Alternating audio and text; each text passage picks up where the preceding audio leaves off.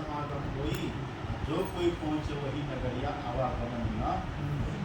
जो अपने भीतर सार शब्द को पकड़ लेते हैं, पकड़ेंगे सार शब्द को।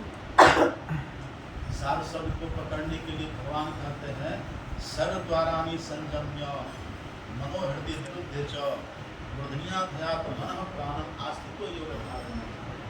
भगवान कहते हैं सभी इंद्रियों से जो चेतन भाव को सिमट लेते हैं, अब सभी इंद्रियों से चेतन भाव को सिमटना के लिए या फिर इसी को दृष्टि योग की क्रिया,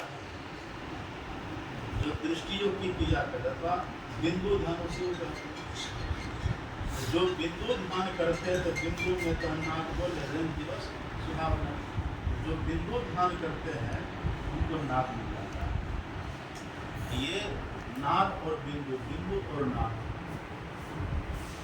हम लोग गुरु महाराज जी हटा तो हम लोग कहते हैं ना बिंदु ध्यान विधि, नाद ध्यान विधि, सरल सरल।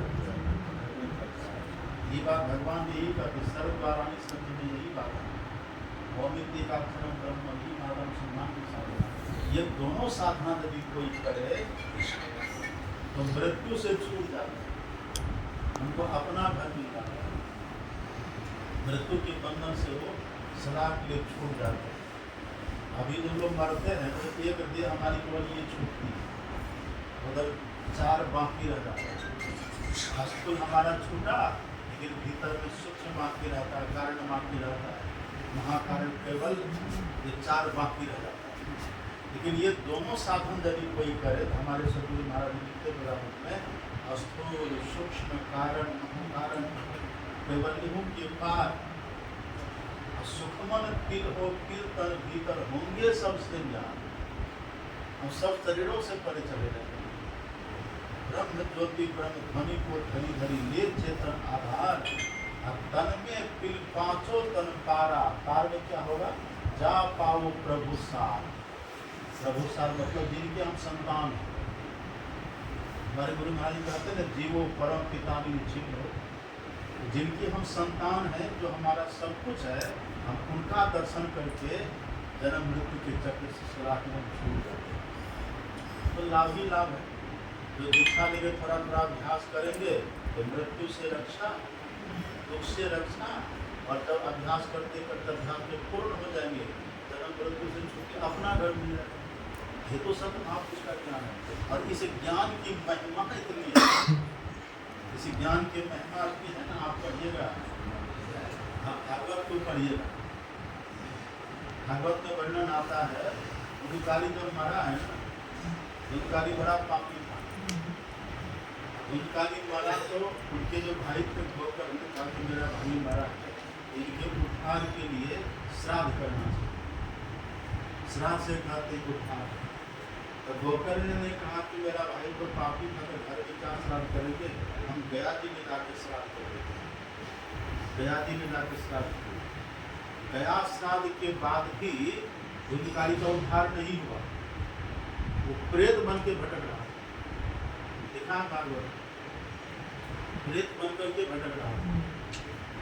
जब गोकर्ण को पता चला कि मेरा भाई प्रेत हो गया है, उनका नहीं बताया कि प्रेत हो गया। तब गोकर्ण ने कहा कैसे तुम्हारा उद्धार होगा?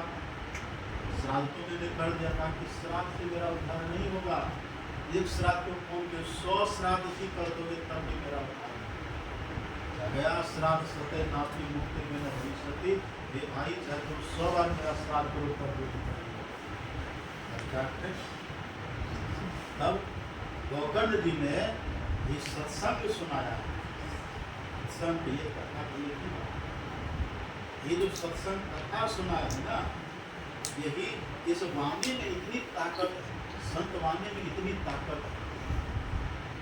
यही कथा जो किए हैं, सत्संग जो किए हैं ना, वो सत्संग के प्रभाव से निकारी करो।